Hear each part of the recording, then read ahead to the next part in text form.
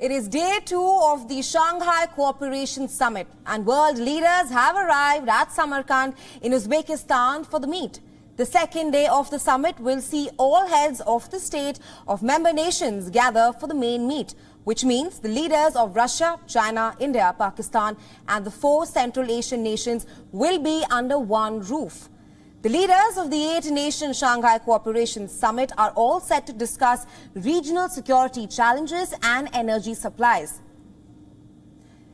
The Indian Prime Minister arrived in Samarkand on Thursday. He will be holding key bilaterals with Iranian, Uzbek and Russian leaders. Indian Prime Minister Narendra Modi is also expected to exchange his views on topical, regional and the international issues during his meet with the Russian President. The Indian Prime Minister will discuss issues of strategic ability, situation in the Asia-Pacific and bilateral cooperation within the United Nations and G20. However, there is still no clarity on whether the Indian Prime Minister will hold any bilateral with the Chinese President.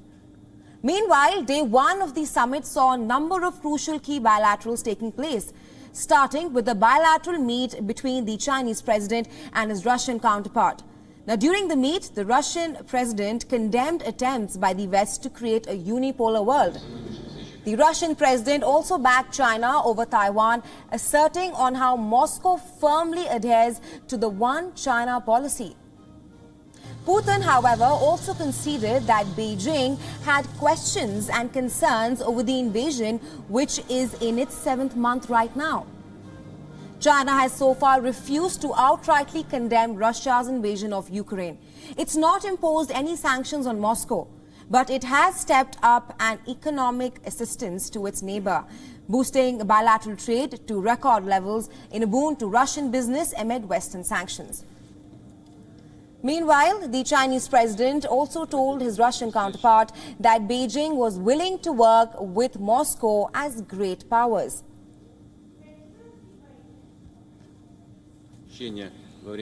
For more on this, our principal diplomatic correspondent Siddhant Sibal has sent us this report from Samarkand. Listen in.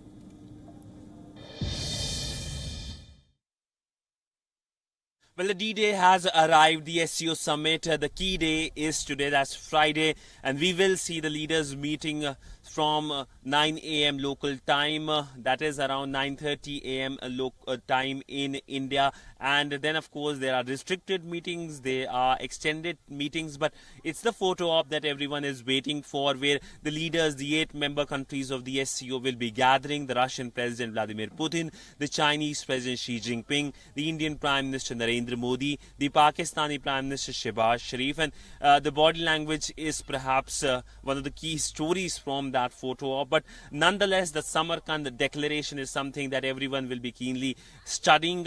One of the key focus points everyone is looking for is trading in local currencies. We know that Russia faces sanctions from the West and it is keen on de-dollarization of the global economy and keen on trade when it comes to local currencies. Other big focus has been the expansion of the grouping. Iran signs MOU to become part of the grouping, and as in an exclusive conversation with WION, the coordinator, the national coordinator for Uzbekistan for SCO, said that the Iranian side will take part in the summit as a full-fledged member only in the Indian presidency. India will be handed over presidency this year when the summit closes. So India is all set to host the summit next year. So a lot of things on the anvil, but of course a lot of bilaterals as well between world leaders.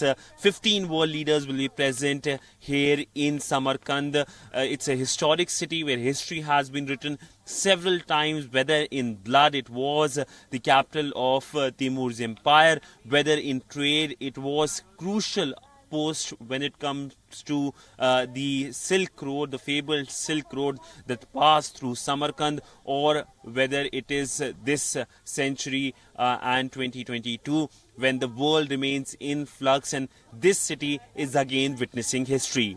With video journalist Sajid, Siddhant Sibal for WION in Samarkand, Uzbekistan.